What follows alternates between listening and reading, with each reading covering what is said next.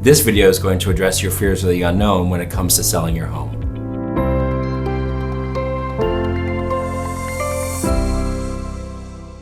When you get to the closing table, it's unbelievably important to understand what the appropriate charges are or are not that show up on your closing addendum or your HUD. It's important at the end of the day that you understand these things so that you're not taken advantage of. There are many things that are paid off at the closing table. The first and most largest probably is your mortgage, should you not own the house outright. Secondly, there are a number of prorations. You prorate taxes, sewer if you have a sewer bill, water if there's a water bill. In the state of Maine, there is a transfer tax.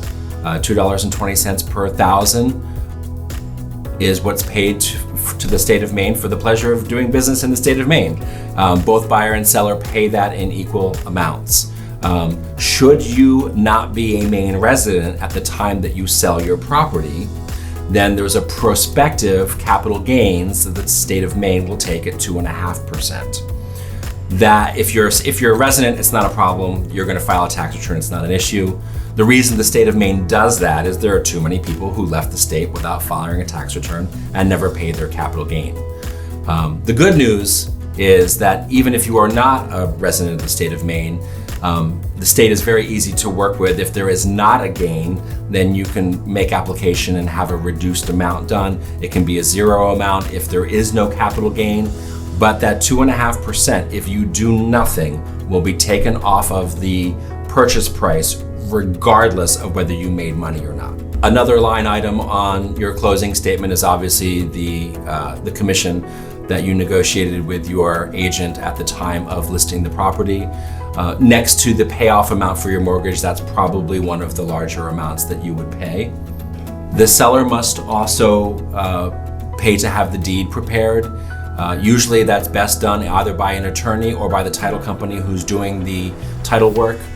It's usually less expensive when done by the title company, and that generally runs about $250. There are some tax stamps, there are some overnight fees, those kinds of things, but all are relatively negligible in the grand scheme of things. The best way to ascertain the amount of money that you're going to walk away from in a transaction would be to have your agent do what we call a seller net sheet.